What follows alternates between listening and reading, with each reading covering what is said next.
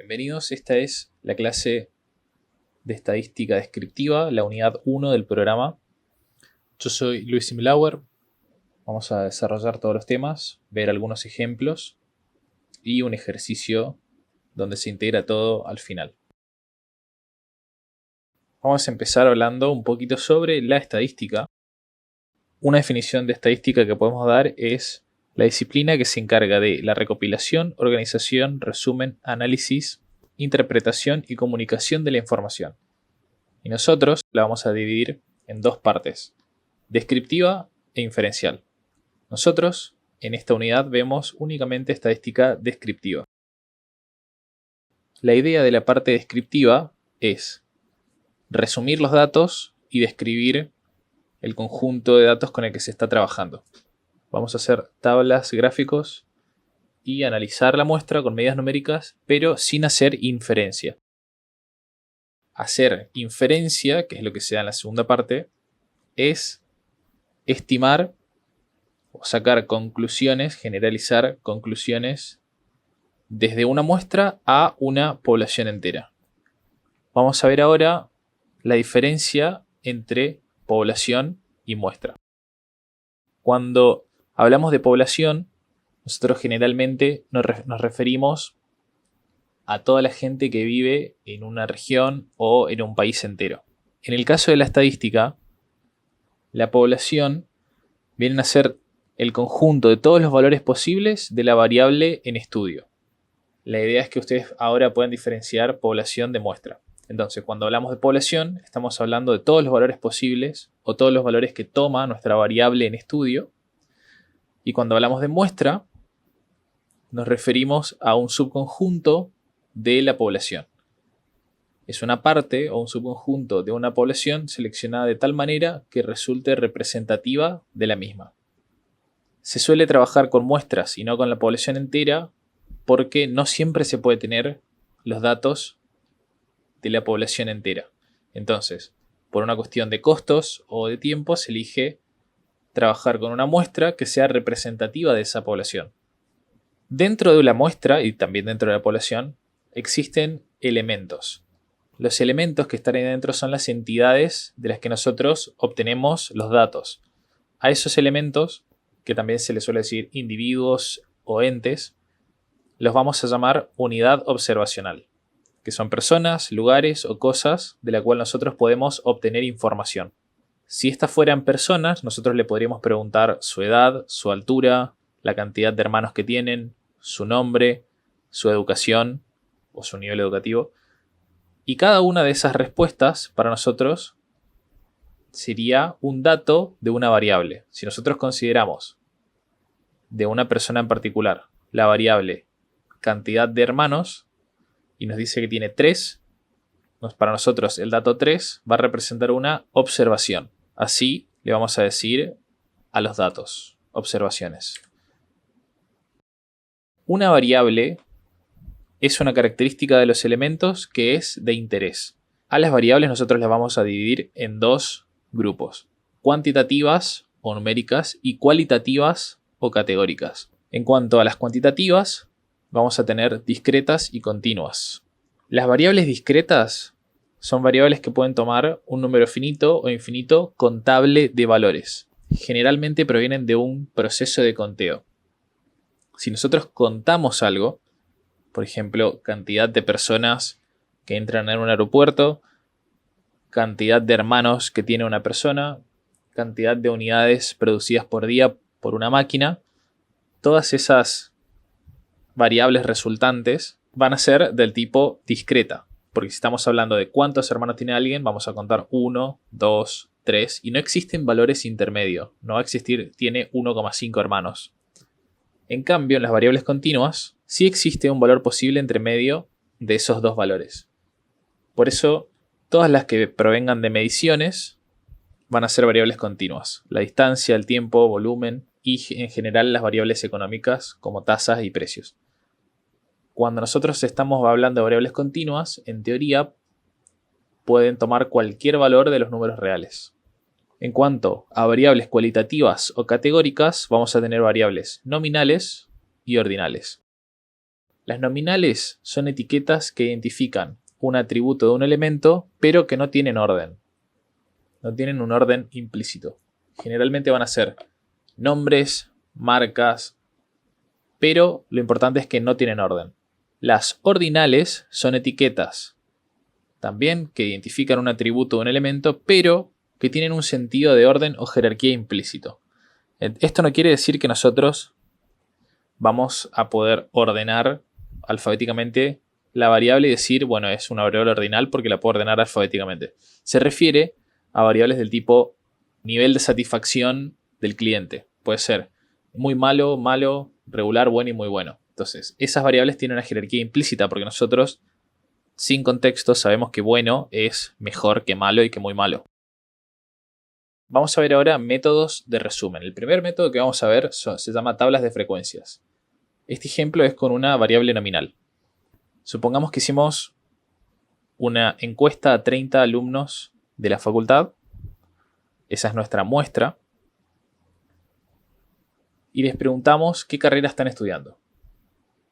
Entonces tenemos licenciatura en administración, licenciatura en economía y contador público. Tenemos 30 observaciones en total y estos son todos los valores. Así como está, no nos sirve para analizar y la idea es que busquemos herramientas, en este caso la tabla de frecuencias, para analizar los resultados de nuestra encuesta. Acá tenemos arriba los datos y lo primero que vamos a hacer es hacer la tabla. Esta tabla tiene carrera que estudia, que es la variable, y abajo tiene los posibles valores, que son 3, administración, contador y economía. La primera columna que vamos a ver se llama frecuencia absoluta. Se simboliza F sub I. Y te dice el número de veces que aparece cada valor de la variable. Entonces, 9 alumnos estudian administración, 15 estudian contador público y 6 estudian licenciatura en economía. Vamos a ir agregando a poco más información a esta tabla. Lo próximo que vamos a ver es la frecuencia relativa, que es la parte o la proporción de los elementos que pertenecen a cada una de estas clases. Entonces, para administración tenemos 0.3. Esta es la fracción del total de los alumnos que estudia administración. Para contador tenemos 0.5. Entonces la fracción o la parte del total de los alumnos que estudian para ser contadores es 0.5. Después tenemos la frecuencia porcentual, que es la misma frecuencia que vimos recién, la frecuencia relativa, pero representada en porcentaje. Y lo que nos dice es el porcentaje del total que representa cada valor de la variable. Entonces, en el caso de economía, el 20% de los alumnos estudian economía. Entonces vemos que la mayoría prefiere estudiar contador público. Ahora vamos a ver las tablas de frecuencias, pero un ejemplo con una variable continua, que en este caso sería el tiempo. La variable es horas para terminar un determinado trabajo. Entonces tenemos la lista de datos y abajo 3 datos que están resaltados. El número total de observaciones, que lo representamos con n minúscula, que es 40. El valor máximo, que es x sub m mayúscula, 45. Y el valor mínimo, que es 14. En este caso, tenemos muchos valores distintos.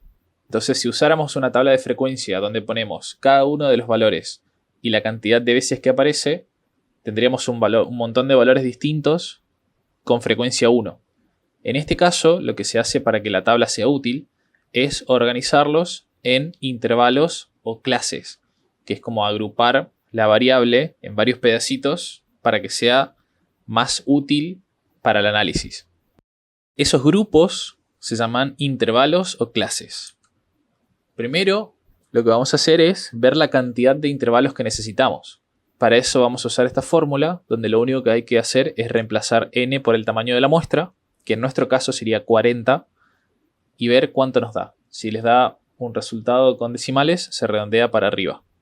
Y después de eso hay que ver cuántos números entran en cada una de esas clases o de esos intervalos, y eso se hace con esta fórmula, que es el rango sobre k, el número que calculamos arriba. El rango se calcula siendo el número más grande menos el número más chico. Entonces, si reemplazamos los datos, K nos da 6,322. Lo redondeamos para arriba y nos quedan 7 intervalos. Esa es la cantidad de intervalos que necesitamos. En cuanto a lo largo de cada intervalo, reemplazamos los datos en la fórmula de abajo y nos da 4,9. Entonces lo redondeamos hasta 5. Entonces vamos a tener 7 intervalos de longitud 5 cada uno. Empezamos a armar la tabla y ponemos el valor más chico, que sería 14, y hacemos intervalos que vayan de 5 en 5. En el primer intervalo tenemos números de 14 hasta 18. Si ustedes cuentan 14, 15, 16, 17, 18, entran 5 números. Entonces ese es nuestro primer intervalo. El segundo va a empezar desde 19 a 23 y así de seguido. Entonces cada uno de estos intervalos tiene longitud 5. Y vamos a anotar en la frecuencia absoluta la cantidad de valores que esté en cada una de estas clases o intervalos. Todos los números que estén entre 14 y 18 van a estar en la primera frecuencia absoluta. Si hay 10 números que están entre 14 y 18, que pueden ser 14, 15, 16, 17, 18, vamos a anotar 10 en frecuencia absoluta de la primera clase. Pero esta es una variable continua. Está representando las horas. ¿Y qué pasa si hay valores entre medio, como 18,5 o 23,3? Que son posibles. A estos intervalos se les dice intervalos ficticios. Lo que nosotros tenemos que hacer es pasar a intervalos reales, que se usan para reflejar la idea de continuidad de la variable, de que entre 18 y 19 también hay números. Para eso lo que hacemos es, al extremo inferior del primer intervalo lo cambiamos por el promedio de ese valor y el valor anterior, o sea 13 y 14. Sacamos un promedio y nos queda 13,5. Y al superior le agregamos el número que viene después, o sea 19, y sacamos un promedio. 18 y 19 dividido 2. Volvemos a armar la tabla con esos valores y acá tenemos los intervalos reales. Entonces, fíjense que termina en 18,5 y la próxima clase arranca en ese número. Contamos la frecuencia absoluta de los valores que están en esas clases y tenemos la tabla de frecuencias armada. Vamos a agregarle ahora a lo que se llama marca de clase. La marca de clase es el punto medio de cada intervalo. En el caso del primer intervalo, se calcularía haciendo el promedio entre el límite inferior y el límite superior. Y nos da 16. Y así vamos calculando la marca de clase de todos estos intervalos. Después, frecuencia acumulada absoluta. Es la suma de la frecuencia absoluta de la clase I con la frecuencia de las clases que le anteceden. Quiere decir que podemos ir sumando o acumulando las frecuencias de menor a mayor. Entonces, para la primera clase vamos a tener que hasta ese punto acumula 7. En la segunda va a acumular 11, que es la frecuencia absoluta de esa clase, más todo lo que acumuló la anterior. O hasta la anterior, que serían 7. Entonces, en total acumula 18. Y así sucesivamente. Después va a acumular 23, porque hay 5 en esa clase y 18 en las clases anteriores. Y así. Hasta que en la última clase acumula todas. Entonces tenemos la tabla con la variable, la marca de clase, la frecuencia absoluta, la frecuencia relativa absoluta, que es lo que calculamos en la tabla anterior, la frecuencia acumulada y la frecuencia relativa acumulada, que es la suma de la frecuencia relativa de la clase que estamos viendo con la frecuencia relativa de las clases anteriores. O sea que es la proporción que se va acumulando hasta cada una de esas clases.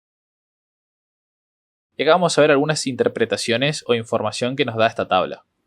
Lo que podemos ver primero es que 7 de los trabajos requieren entre 13,5 y 18,5 horas, porque la frecuencia absoluta de la primera clase es 7. En la columna de frecuencia relativa absoluta vemos en la clase 5, que va de 33,5 a 38,5, que nos da 0,15 la frecuencia relativa. O sea que el 15% de los trabajos requieren entre 33,5 y 38,5 horas.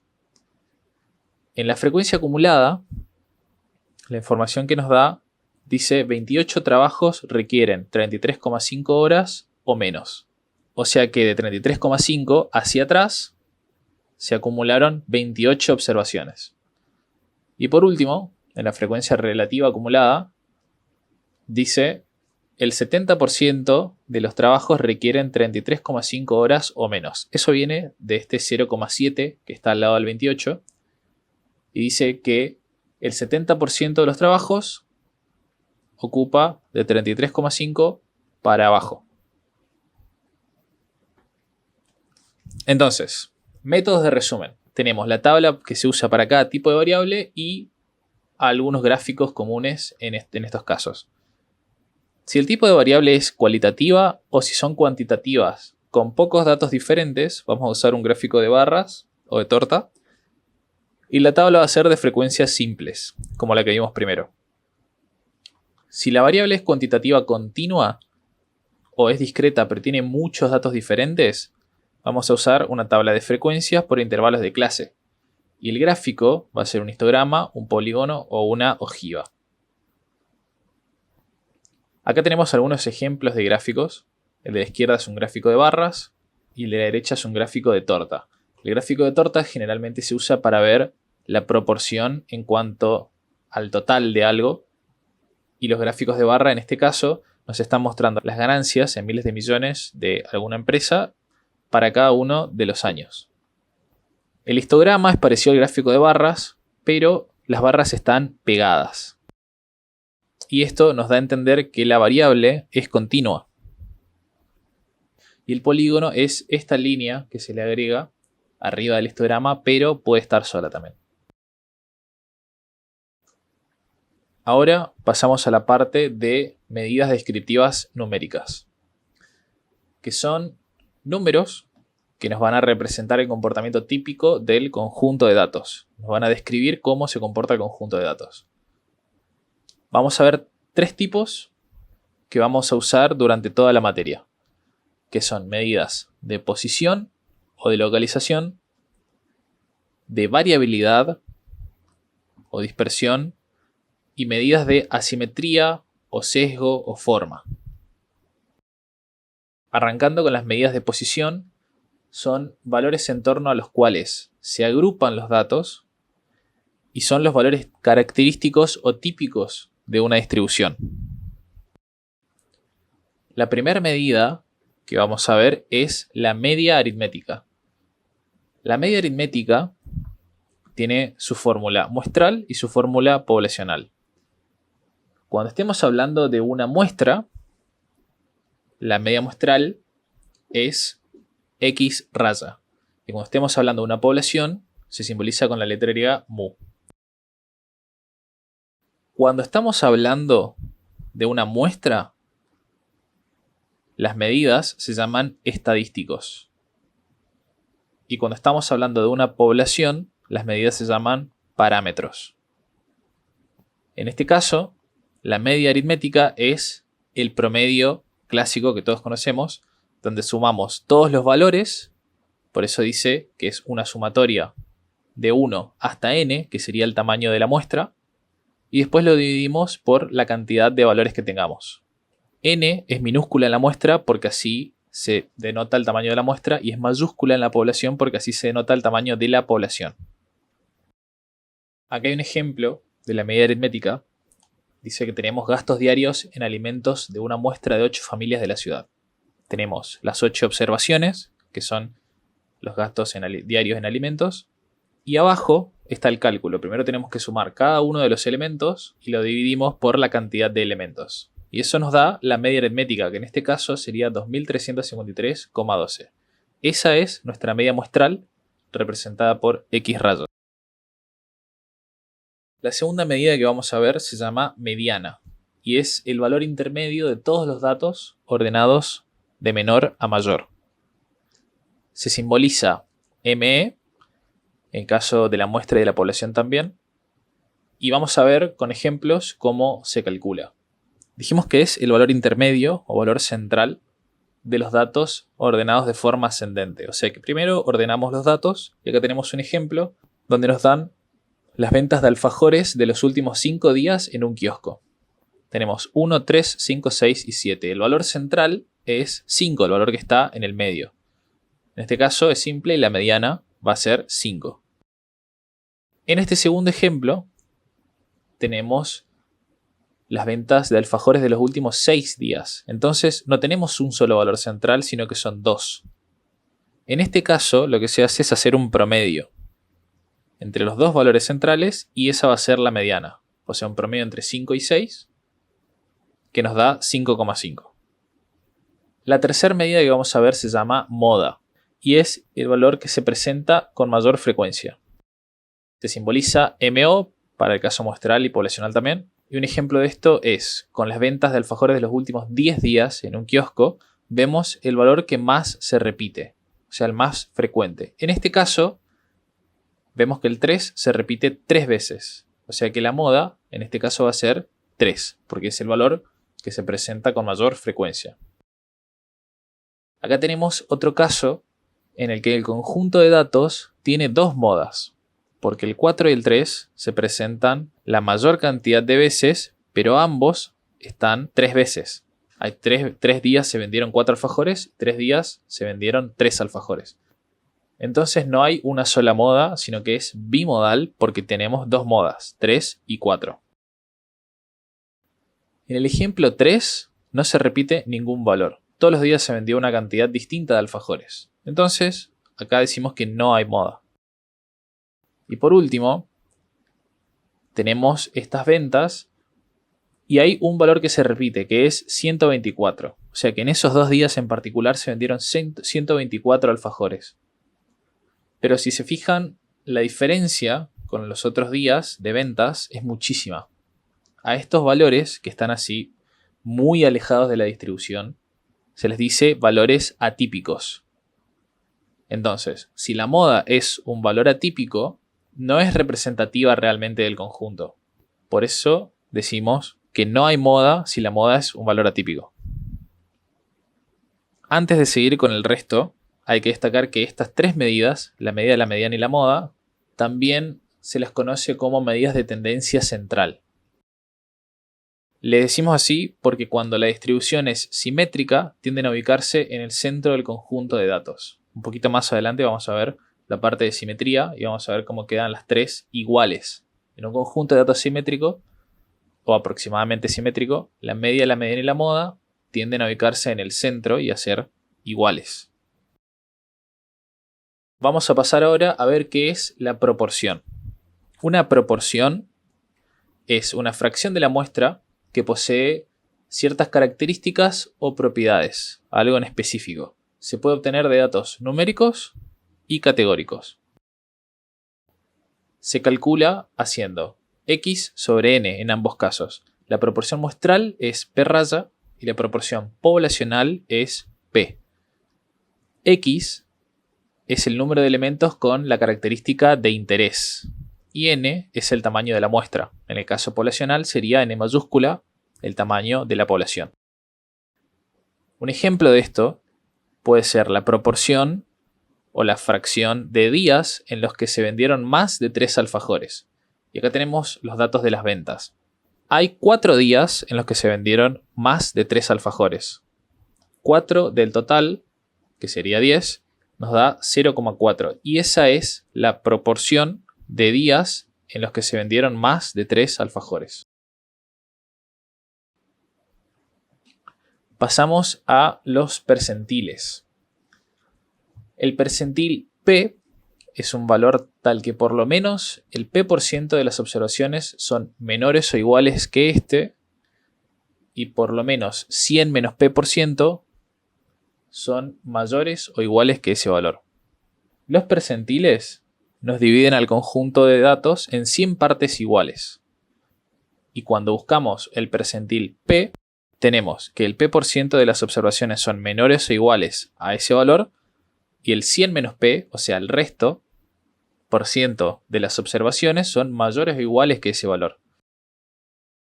Para calcular un percentil, lo primero que tenemos que hacer es ordenar los datos de menor a mayor. Una vez que tenemos ordenados todos los datos, calculamos el índice que le vamos a decir I. P va a ser el percentil que estamos buscando y N va a ser el tamaño de la muestra. El tercer paso, una vez que tengamos el resultado de este índice, es ver si es un número entero o no es un número entero. En el caso de que no sea un número entero, redondeamos para arriba y ahí tenemos el I, que nos va a decir la posición del percentil P. Si es entero, el percentil P va a ser el promedio de los valores que estén en las posiciones I e I más 1, o sea, en I y la siguiente. Vamos a ver a qué se refiere con posiciones.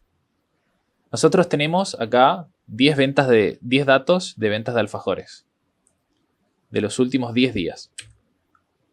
Antes de resolverlo, tenemos que ordenar los datos. Entonces en negro tenemos los valores ordenados y en azul tenemos los índices o las posiciones de estos datos. Entonces el primer valor es el índice 1, el segundo valor es el índice 2 y así sucesivamente.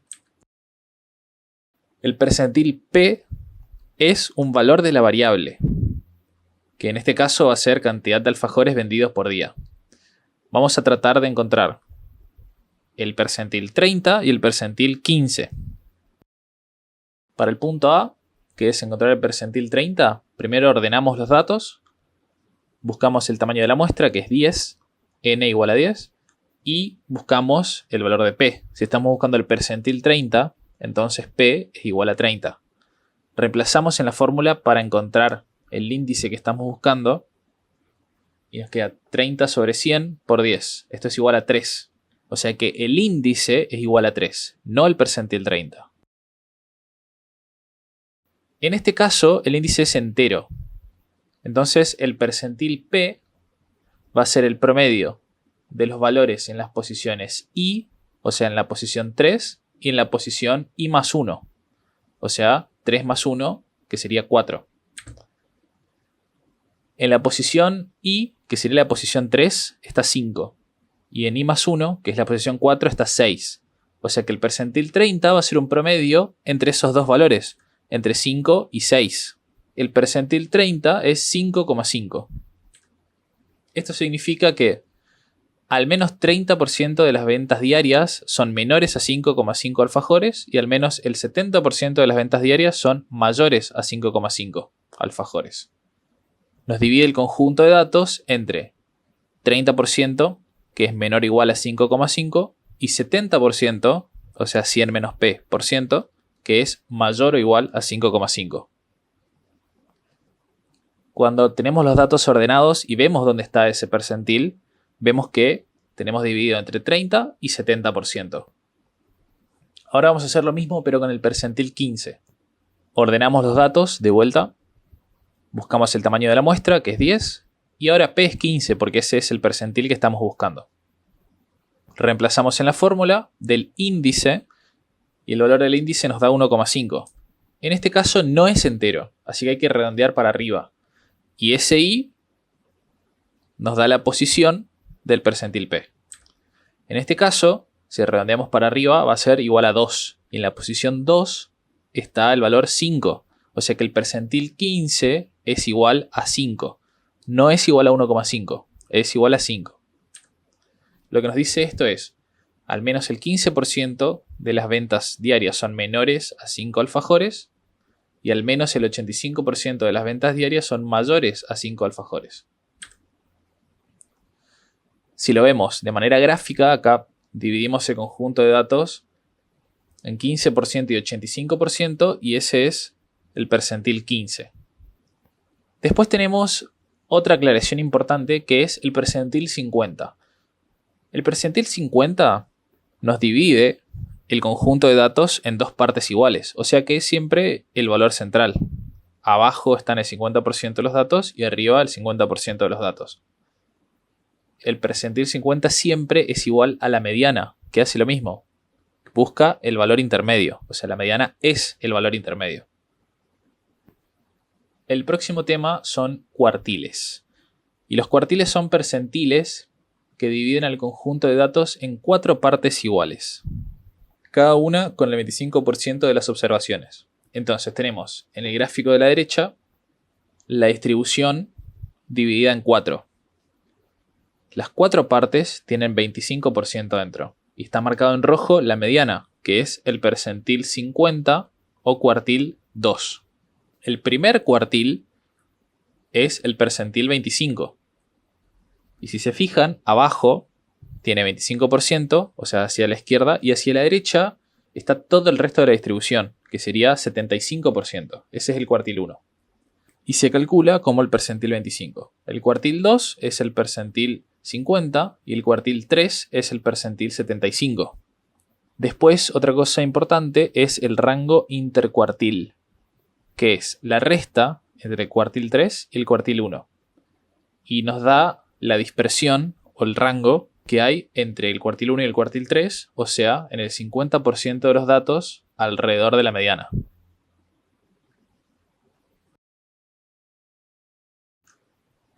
Seguimos con las medidas de variabilidad, que nos van a indicar el grado de dispersión de un conjunto de datos, o sea, qué tan alejados están los datos unos de otros. La primera medida que vamos a ver, que es la más simple, se llama rango o amplitud. Y la fórmula, que a veces está como R o como A, que es de rango o amplitud, es el valor mayor, o sea, el más grande, menos el valor más chico. A mayor rango vamos a tener mayor variabilidad porque quiere decir que esos dos datos están muy alejados. El problema del rango es que es sensible a valores atípicos y que no toma en cuenta ninguna medida de posición y solo toma en cuenta el valor máximo y el mínimo y ninguno más para analizar la dispersión de todos los datos. Entonces, si bien es simple, tiene sus desventajas. Un ejemplo de esto es si tenemos las unidades de producción diarias de una máquina, el rango va a ser el valor más alto, que es 11, menos el valor más chico, que es 7. Entonces vamos a tener 4 unidades de producción diarias. No hay que olvidarse siempre de cuando ponemos una medida, de ponerle la unidad de medida. La primera medida que vamos a ver que soluciona esto se llama desviación media, que calcula el promedio de las desviaciones de las observaciones respecto de su media. Esas son las fórmulas. Tenemos la desviación media muestral con toda la terminología muestral. Por eso tenemos X raya, que es la media muestral, y N minúscula, que es el tamaño de la muestra. Y la desviación media poblacional tenemos la media poblacional y N mayúscula. Para entender un poquito más este concepto, vamos a ver un ejemplo acá, donde tenemos 5 valores y tenemos calculada la media muestral, que es 345. De la media muestral como punto de referencia, nosotros vamos a tener el primer valor, 335, es un valor más chico. O sea que va a estar a 10 unidades de distancia hacia la izquierda, o sea, negativo. Porque ¿cómo sacamos la distancia? Restando 335 menos 345. Entonces la distancia del primer valor a la media es menos 10. Del segundo es 20, que es un valor positivo porque 365 es más grande que la media. Y si bien está a 20 unidades, es, en este caso, el cálculo da 20 positivo. Si hacemos lo mismo para el resto de las medidas, vamos a tener todas estas distancias y vamos a ver que algunas son negativas y otras positivas. Como la medida que estamos tomando como centro es el promedio, si nosotros sumamos todas estas distancias nos va a dar igual a 0. Entonces, necesitamos que esos valores negativos, que son menos 10, menos 15, menos 5, queden positivos para que sean todas magnitudes de las distancias de cada valor a la media. Y la forma que propone la desviación media para hacer esto es mediante el valor absoluto. Vamos a ver un ejemplo de cómo se calcularía. Tenemos 5 valores que son precios en dólares de una muestra de 5 televisores. Está calculada la media muestral y el tamaño de la muestra. Y la desviación media, la fórmula dice que es la sumatoria de cada uno de los valores menos la media adentro de un valor absoluto. Todas esas distancias que estaban en negativo van a quedar en positivo y la podemos sumar. Después de eso, sacamos un promedio de esas distancias. O sea que lo dividimos por la cantidad de datos que tenemos. y ese promedio nos da 8. Eso significa que en promedio los precios de los televisores se desvían $8 de la media. Ahora vamos a ver otra medida de variabilidad que se llama varianza, que nos va a indicar el promedio de las desviaciones cuadráticas respecto de la media. Lo que va a cambiar es que en vez de hacer el valor absoluto, vamos a elevar esas distancias al cuadrado. Entonces vamos a tener la varianza muestral y la varianza poblacional, que tienen fórmulas idénticas. Pero la que vamos a usar nosotros en general, estas se llaman fórmulas teóricas, va a ser la fórmula de cálculo, que está en la tabla de fórmulas y que tiene sumatorias en vez de usar cada uno de los valores. Esas sumatorias generalmente están en los ejercicios cuando les piden que calculen la varianza. El problema de la varianza es que como estamos elevando todo al cuadrado, la unidad de medida también va a quedar elevada al cuadrado. Entonces se transforma la unidad de medida. Vamos a ver un ejemplo. Tenemos los mismos datos, pero esta vez, en vez de valor absoluto, hacemos la elevación al cuadrado. En total nos da 125. Por lo tanto, la varianza de los precios de los televisores es $125 al cuadrado. Y si bien sacamos la medida y tenemos la medida, no se sabe qué son dólares al cuadrado, o sea, no es una medida interpretable. Y para solucionar eso tenemos la desviación estándar, que soluciona el inconveniente con la varianza, se refiere al inconveniente de que las unidades estén representadas al cuadrado, y se define como la raíz cuadrada positiva de la varianza. La desviación estándar vuelve a estar en la unidad de medida original. ¿Y cómo se calcula? La desviación estándar muestral va a ser la raíz cuadrada positiva de S cuadrado. Y la desviación estándar poblacional va a ser la raíz cuadrada positiva de sigma cuadrado. Esa letra se llama sigma. Vamos a ver un ejemplo. Dice, la varianza de los precios en dólares de una muestra de 5 televisores, la que calculamos recién, es $125 al cuadrado tenemos. Para sacar el desvío estándar, vamos a hacer la raíz de eso y nos da 11,18. Entonces, la variabilidad promedio respecto de la media, que es lo que representa la desviación estándar, de los precios de los televisores es de $11,18.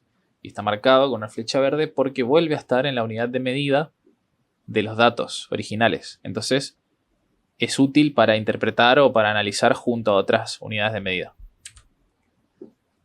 Por último, vamos a ver el coeficiente de variación, que nos indica qué tan grande es la desviación estándar en relación con la media. Se representa con un porcentaje y puede usarse para comparar la variabilidad de dos conjuntos de observaciones siempre. Las fórmulas, a partir de ahora lo vamos a agregar como CB, son las que están acá. Coeficiente de variación muestral es el desvío estándar sobre la media muestral por 100, porque es un porcentaje. Y en el caso del coeficiente de variación poblacional, tenemos sigma sobre mu, que es la media poblacional y el desvío poblacional. Vamos a ver un ejemplo de cómo se sacaría el coeficiente de variación. Dice que la desviación estándar de los precios en dólares de una muestra de 5 televisores es 11,18 y la media es 345. Entonces, el coeficiente de variación sería S sobre la media, o sea, 3,24%. El resultado original da 0,324, pero como es un porcentaje, lo multiplicamos por 100 y nos queda 3,24%. Lo que nos dice esto es que la desviación estándar muestral es solo 3,24% del valor de la media muestral. O sea que es muy poca variación. Ahora vamos a hablar un poco de comparar la variabilidad entre dos o más conjuntos de datos. Siempre que queremos hacer esto, necesitamos elegir una medida de variabilidad de cada uno de los conjuntos para comparar. El problema es que si queremos usar la varianza, la desviación media o el desvío estándar, se tienen que cumplir dos cosas. Las unidades de medidas tienen que ser iguales. Y las medias tienen que ser iguales o muy parecidas.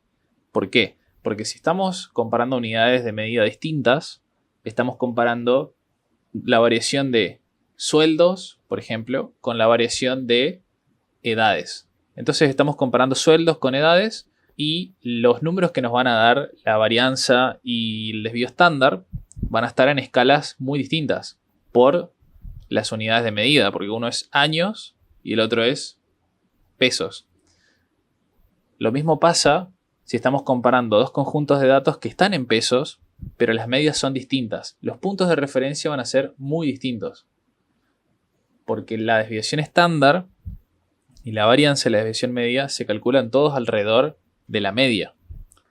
Entonces, si esas dos cosas se cumplen, que las unidades de medida son iguales y las medias son iguales o muy parecidas, podemos usar la varianza o el desvío estándar para comparar esa variabilidad. Pero si no se cumple alguna de esas dos cosas, necesitamos usar el coeficiente de variación, porque el coeficiente de variación es un porcentaje que nos dice qué tan grande es el desvío estándar en comparación a la media. El desvío estándar de cada conjunto a comparación de su propia media. Entonces, esos porcentajes sí son comparables. Y el que tenga un porcentaje más bajo quiere decir que tiene menor variación o es más homogéneo que el otro conjunto. Vamos a ver ahora un cuadro comparativo con las ventajas y desventajas de estas medidas que vimos de variabilidad. Lo que vimos del rango es que es fácil de calcular y de interpretar y está expresado en la unidad de los datos. Esas son las ventajas, pero solo usa dos observaciones y no informa sobre la representatividad de la media. La desviación media es fácil de interpretar, está expresada en la unidad de los datos, usa la media en su cálculo, considera todos los datos, pero utiliza el valor absoluto para eliminar los signos y no tenemos ningún cálculo que se pueda hacer para sacar ese valor absoluto. Por eso usamos, para solucionar ese problema, la varianza, que utiliza la potencia para eliminar signos negativos. Informa sobre la representatividad de la media, considera todos los datos, pero está expresada en unidades al cuadrado. Y el desvío estándar usa la potencia para eliminar los signos y a la vez está expresada en la unidad de los datos. Ahora vamos a ver las medidas de sesgo o forma, que son medidas numéricas que nos indica el sesgo de la distribución. Nosotros vamos a ver solo una, que es el coeficiente de asimetría de Pearson. A la derecha tenemos tres distribuciones y vemos en cada una de esas tres cómo son los sesgos o cómo es la asimetría. Tenemos asimetría positiva o sesgo a derecha, es lo mismo. Asimetría negativa o sesgo a izquierda. Y por último, simetría o sesgo nulo, que es igual de los dos lados. Vamos a ver en detalle cada una. La primera, asimetría negativa o sesgo a izquierda. Ahí está marcado el lado donde estaría el sesgo, donde faltan, entre comillas, los datos. ¿Qué quiere decir que tenga sesgo a derecha? Que los datos se van a acumular en valores altos de la variable.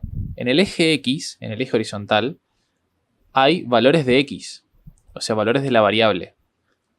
Y la frecuencia, que está a la izquierda, marca qué cantidad de observaciones tienen esos valores de X. Entonces, si hay sesgo a la izquierda, quiere decir que están agrupados a la derecha los datos. O sea que se agrupan en valores altos de la variable. Y en este caso, lo que pasa cuando la distribución es unimodal, o sea que tiene una moda y no tiene un sesgo muy fuerte, es que las medidas de tendencia central quedan distribuidas de esta forma: media, mediana y moda. Pasamos a la simetría positiva o sesgo a derecha. Acá vemos que el sesgo está a la derecha. O sea que los valores se acumulan a la izquierda o en valores bajos de la variable. Y en este caso, el orden de las medidas de tendencia central se invierten. La media es más grande que la mediana y la mediana es más grande que la moda. Por último tenemos la simetría o sesgo nulo, y por esto se le dicen medidas de tendencia central, porque cuando la distribución tiende a ser simétrica o es simétrica, Las medidas de tendencia central, que son media, mediana y moda, tienden a estar en el centro. En este caso, el sesgo es nulo, o sea, es perfectamente simétrica. La distribución esta es simétrica y las tres medidas son iguales. La medida numérica que vamos a ver para detectar el sesgo en estas distribuciones es el coeficiente de asimetría de Pearson, que compara la media y la mediana para ver si hay un sesgo o no.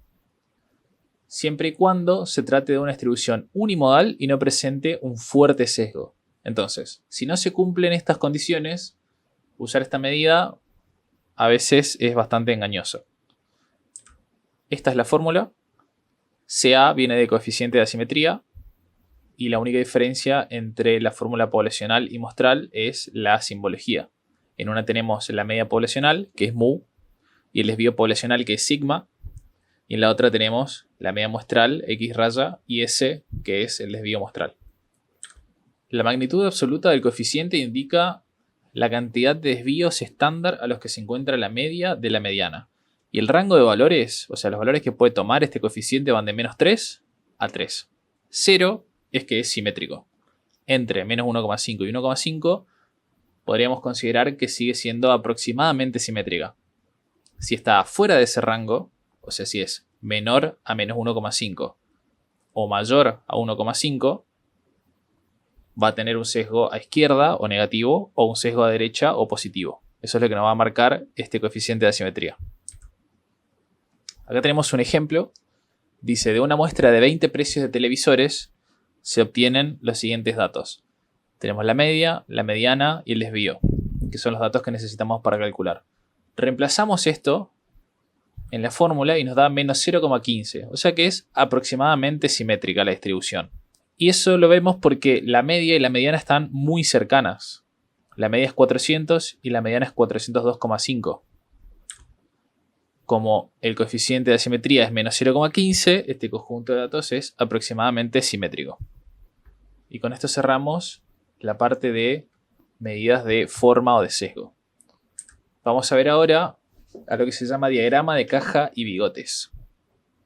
A la derecha hay un ejemplo y abajo hay un gráfico de cómo se organiza, de cómo queda dibujado horizontalmente, puede ser horizontal o vertical el gráfico. Y es más que nada una herramienta para un análisis exploratorio de los datos. Nos permite analizar a simple vista cómo es la distribución o las distribuciones cuando tenemos varios uno al lado del otro. Podemos ver dónde está el centro, el rango, qué forma tiene, ver si tiene datos atípicos y se basa en el cálculo de 5 medidas. El mínimo, que es el valor mínimo, Q1, que es el cuartil 1, Q3, que es el cuartil 3, el rango intercuartil y el máximo, que es el valor más alto. Y es un resumen gráfico de los datos. Ahí vemos el mínimo y el máximo, que para nosotros son límites inferior y superior, que se calculan, como está escrito acá, el límite inferior cuartil 1 menos 1,5 por el rango intercuartil, y el límite superior es el cuartil 3 más 1,5 por el rango intercuartil. El rango intercuartil es el cuartil 3 menos el cuartil 1. Y esto nos estaría representando el 50% de los datos alrededor de la mediana. 25% abajo y 25% arriba. Y la mediana está bien en el centro. Todos los datos o los puntos que estén afuera de los bigotes, que serían las líneas que salen de la caja, son datos atípicos. O sea, si están por encima del límite superior o por abajo del límite inferior, son datos atípicos. Vamos a ver ahora la desigualdad de Chebyshev y la regla empírica, que son dos reglas utilizadas para describir un conjunto de datos pertenecientes a una variable cuantitativa. Primero vamos a ver la desigualdad de Chebyshev. El teorema dice, para cualquier conjunto de datos y para toda constante k mayor a 1, el intervalo x raya más menos k por s contiene al menos el 1 menos 1 sobre k% de los datos. Donde dice intervalo x raya más menos k por s, esos son datos muestrales. También puede tener datos poblacionales. Y en ese caso sería mu más menos k por sigma. El más menos representa un intervalo. Quiere decir que Para el límite inferior vamos a hacer la media menos K por S. Y para el límite superior vamos a hacer la media más K por S. Y ese va a ser nuestro límite inferior y superior del intervalo. Y ese intervalo, que son dos números, van a contener al menos el 1 menos 1 sobre K cuadrado por ciento de los datos. Y K está resaltado porque es la cantidad de desvíos estándar de distancia hasta la media. Si K es igual a 1, nosotros vamos a restarle a la media un desvío estándar para el límite inferior y para el límite superior le vamos a sumar un desvío estándar. Entonces tenemos el intervalo que está a un desvío estándar de la media. Lo que tiene de importante la desigualdad de Chebyshev es que no importa la distribución de la variable. No importa cuál sea la distribución de la variable, se puede usar igual. Pero, si bien es más general, es menos precisa. Porque fíjense que dice al menos el 1 menos 1 sobre K cuadrado por ciento de los datos. O sea que puede ser, si eso nos da 75%, es al menos 75%. O sea que puede ser 75, 80, 90 o el 100% de los datos. Nos dice el porcentaje de datos que se encuentran a K desvíos de la media. Vamos a ver un ejemplo. Si nos preguntan, ¿qué porcentaje de datos se encuentra a 2 desvíos de la media? Entonces el intervalo que nosotros tenemos que armar es X raya más menos K por S. Reemplazamos el K que nos dieron, que es 2, y ahí tenemos el límite inferior y el límite superior. Tenemos la media, primero, menos 2 por S, y después la media más 2 por S.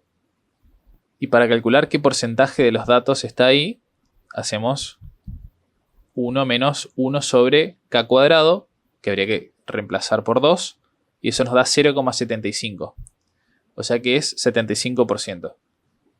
La respuesta sería al menos el 75% de los datos se encuentran a 2 desvíos de la media. Lo importante acá es que pongan al menos, porque puede ser 75, 80, 90, 100, 95, cualquier cosa a partir de 75. Otra forma de contestar es al menos el 75% de los datos se encuentran en el intervalo X raya más menos 2 por S. O sea, a 2 desvíos de la media. Son 2 desvíos para abajo y 2 desvíos para arriba. Si ustedes tuvieran valores, si tienen la media y tienen S, pueden calcular también cuál es ese intervalo. Reemplazan en la fórmula y se calcula el límite inferior y el límite superior. Ahora vamos a ver la regla empírica. La regla empírica es más precisa que Chebyshev, pero tiene una condición. Solo se puede usar cuando la variable tenga forma de campana, o sea, la distribución de frecuencias de la variable tenga forma de campana y la distribución sea aproximadamente simétrica o simétrica. Esa es la condición. ¿Y qué dice la regla?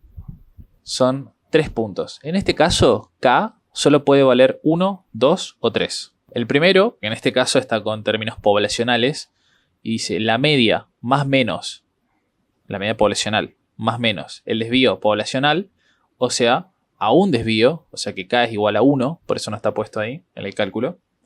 Y ahí vemos el intervalo, dice igual al intervalo. Y de un lado tenemos la media menos el desvío y del otro lado tenemos la media más el desvío. En ese intervalo está aproximadamente el 68% de las observaciones. Y por eso decimos que es más precisa. Porque no dice al menos el 68%, dice aproximadamente. Esa es la diferencia.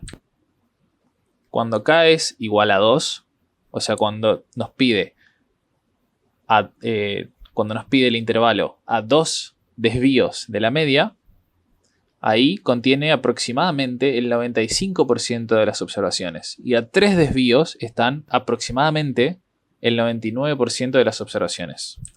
Entonces, para volver a aclarar, se usa cuando la distribución de datos es simétrica o aproximadamente simétrica. Y es más precisa que Chebyshev. Y K solo puede tomar los valores 1, 2 y 3 en este caso. Acá hay una representación gráfica de la regla empírica y vemos que la media está en el centro. Y fíjense en el primer intervalo, el amarillo más oscuro. La media menos el desvío y más el desvío. En ese intervalo, si suben con la mirada van a ver que dice 68,2%, o sea, aproximadamente el 68% de los datos. A 2 desvíos, aproximadamente 95%, y a 3 desvíos, aproximadamente el 99% de las observaciones. Vamos a ver un ejemplo donde tenemos los valores de la media y el desvío. Dice, ¿qué porcentajes de datos se encuentra a 2 desvíos de la media? En este caso, evidentemente, el conjunto de datos es simétrico o aproximadamente simétrico y tiene forma de campana. Entonces, podemos usar, en vez de Chebyshev, la regla empírica porque es más precisa. Nos pide el intervalo a 2 desvíos de la media y nos da la media y el desvío, 12 y 10. El intervalo a 2 desvíos de la media se refiere a la media menos 2 por s y la media más 2 por s. Reemplazamos todos los valores y ese intervalo es menos 8 y 32. O sea que entre menos 8 y 32 están aproximadamente el 95% de las observaciones. La respuesta está como está escrita abajo, cualquiera de las dos está bien. Si les piden valores, tienen que calcular y poner los valores. Pero si les pide qué porcentaje de datos se encuentra a 2 desvíos de la media, con que ustedes pongan el intervalo y digan que está aproximadamente el 95% de las observaciones es suficiente. Y con esto cerramos la parte de regla empírica y desigualdad de Chebyshev. Por último, vamos a ver cómo elegir una medida de localización representativa. Nosotros cuando hablamos de un conjunto de datos, lo describimos, por eso es estadística descriptiva, esta parte, en términos de localización, para ver alrededor de qué valor se agrupan los datos, en términos de variabilidad, para ver cómo están distribuidos los datos, o sea, qué dispersión, qué tan dispersos están, y la forma para ver alrededor de qué valores, si altos, bajos o de manera simétrica, se ubican los valores. Para elegir una medida de localización, vamos a elegir entre la media y la mediana. Lo primero que hay que hacer es calcular e interpretar el coeficiente de asimetría. El coeficiente de asimetría nos dice a nosotros si la distribución presenta un sesgo o no. Entonces, una vez que lo calculemos, nos vamos a preguntar, ¿la distribución es simétrica o aproximadamente simétrica? Si la respuesta es no, o sea que la distribución tiene un sesgo a derecha o un sesgo a izquierda, vamos a elegir la mediana. Si la respuesta es sí, o sea que el coeficiente de asimetría nos dice que la distribución es simétrica o aproximadamente simétrica, pasamos a calcular el coeficiente de variación. Con el coeficiente de variación vamos a medir si la distribución presenta mucha variabilidad. Si tiene mucha variabilidad, entonces vamos a elegir la mediana porque la media deja de ser buena representando los datos. Pero en caso de que no presente mucha variabilidad, vamos a elegir la media. Bueno, vamos a cerrar el video haciendo un ejercicio. Dice, a partir de la información de los precios de renta mensual para una muestra de 10 departamentos sin amoblar en el centro de una ciudad grande y una muestra de 10 departamentos sin amoblar en un suburbio de la misma ciudad, se obtiene la siguiente información. Entonces tenemos 10 observaciones, 10 de ciudad y 10 de suburbio. Tenemos la media para cada uno de los conjuntos, tenemos la varianza muestral, que vamos a usar esta siempre, y la mediana. Acá a la derecha tenemos unos gráficos, cómo son los conjuntos de datos. Este parecería ser asimétrico con sesgo a derecha o sesgo positivo, y este puede o tener sesgo a izquierda o ser simétrico también. Los gráficos son un poco engañosos a veces. Por eso son complementarios con las medidas numéricas a la hora de hacer un análisis de un conjunto de datos. Vamos a ver el primer punto. Dice, si tuviera que informar alrededor de qué valor se encuentran los precios de renta mensual en ambos lugares, ¿qué valor reportaría, la media o la mediana y por qué? Me está pidiendo una medida de localización para saber alrededor de qué valor se ubican o se localizan los precios de los valores de la variable. En los dos casos. Después dice que describamos la variabilidad de los datos en ambos conjuntos de datos y pregunta en cuál los precios son más homogéneos. Y en el punto 3 dice utilice el teorema de Chebyshev para determinar qué proporción de los precios se encuentra en el intervalo x raya más menos 2,5s, o sea a 2 desvíos y medio de la media. Entonces, en el punto 1 nos piden una medida de localización, elegir entre la media y la mediana. Para esto usábamos el diagrama que teníamos al final de la explicación. Lo primero que tenemos que hacer es calcular el coeficiente de asimetría. Y vamos a tener dos, porque vamos a tener uno para ciudad y otro para suburbio. Tenemos la media, tenemos la mediana, nos falta el desvío. Para sacar el desvío, sabemos que es la raíz cuadrada positiva de la varianza, que son estas dos.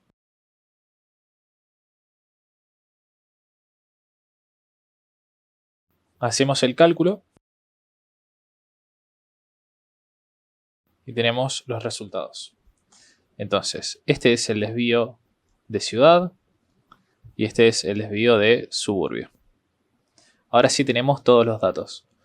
Vamos a calcular coeficiente de asimetría. Reemplazamos la media menos la mediana sobre el desvío. Y de este lado, lo mismo. Calculamos eso y tenemos los dos hechos. Uno nos dio 1,07 y el otro menos 0,3. Y acá depende del criterio que elijan, eso generalmente le pueden preguntar al profesor. Podemos decir que los dos son aproximadamente simétricos. Y ahora, según el diagrama, habría que buscar el coeficiente de variación. El coeficiente de variación era simplemente el desvío estándar sobre la media.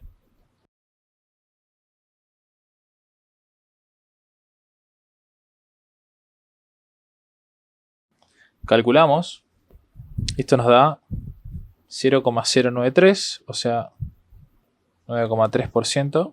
Y de este lado, 8,5%.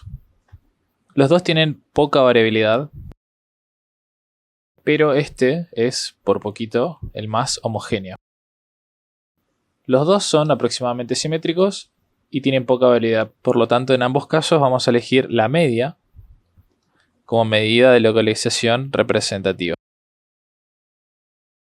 Entonces, la respuesta a este punto sería, para la ciudad, la media representativa que usaría o que elegiría sería la media, porque la distribución es aproximadamente simétrica y presenta poca variabilidad. O sea, el conjunto de datos presenta poca variabilidad, con los cálculos previamente hechos, ¿no? Lo mismo para suburbio. Tienen que elegir también la media, y la justificación es todo este desarrollo y que sea aproximadamente simétrica la distribución y que presente poca variabilidad. Ahora dice, describa la variabilidad de los datos en ambos conjuntos de datos. El punto 2. ¿En cuál de los sitios los precios son más homogéneos? Entonces, ya vimos que claramente son más homogéneos en los suburbios o en el conjunto de datos de departamentos de suburbio. 8,5% contra 9,3%.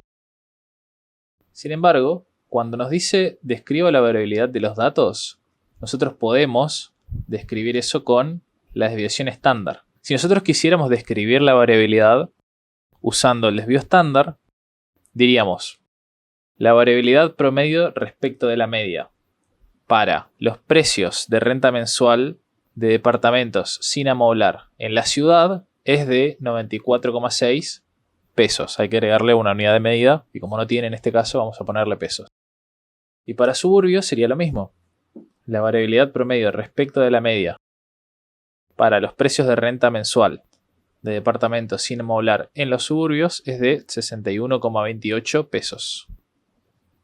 Y por último, nos pide, utilice el teorema de Chebyshev para determinar qué proporción de los precios se encuentra en el intervalo x raya más menos 2,5 s. Nos está pidiendo que usemos el teorema, pero que solo le digamos qué proporción o porcentaje de los precios está en este intervalo. Vamos a borrar esto. Vamos a escribir acá de vuelta el intervalo. Y nos pide el intervalo 2,5 desvíos de la media. Si sacamos acá, K, esto es igual a 2,5. ¿Y qué decía el teorema? Que este intervalo va a contener al menos el 1 menos 1 sobre k cuadrado por ciento de los datos, de las observaciones. Reemplazamos k, resolvemos esto nos da 84%. Entonces nuestra respuesta va a ser que el intervalo x raya más menos 2,5s contiene al menos, es importantísimo que pongan al menos, no se olviden, lo voy a anotar acá, el 84% de las observaciones. Esto se cumple en ambos casos, porque les está preguntando, según el teorema de Chebyshev, qué porcentaje de los datos está en ese intervalo. Y este es el porcentaje que al menos está ahí adentro. Así que ahí estaría respondida la pregunta. Y terminado el punto.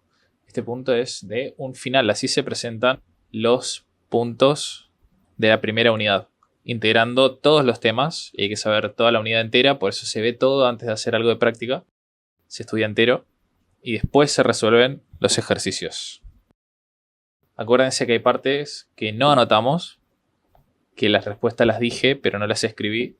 Así que presten atención a eso. Fuera de eso está resuelto y está completo el ejercicio. Algunas cosas que podemos observar son que si bien nosotros dijimos que son aproximadamente simétricas, en este gráfico pareciera que hay un sesgo a derecha. Y en este pareciera haber un sesgo a izquierda. Si bien en este es un poco más obvio, parecen las dos. Por eso también depende cuándo es mucha o poca variabilidad.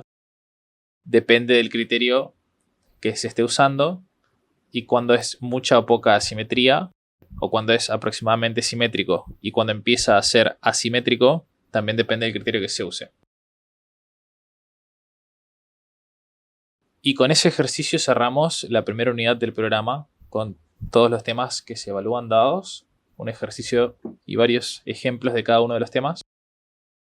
Muchas gracias por seguirme y mirar el video y si tienen alguna duda pueden ampliar todos estos temas en la descripción que tienen las fuentes que usé para la información de este video y algunos de los gráficos y también los apuntes de donde saqué las cosas.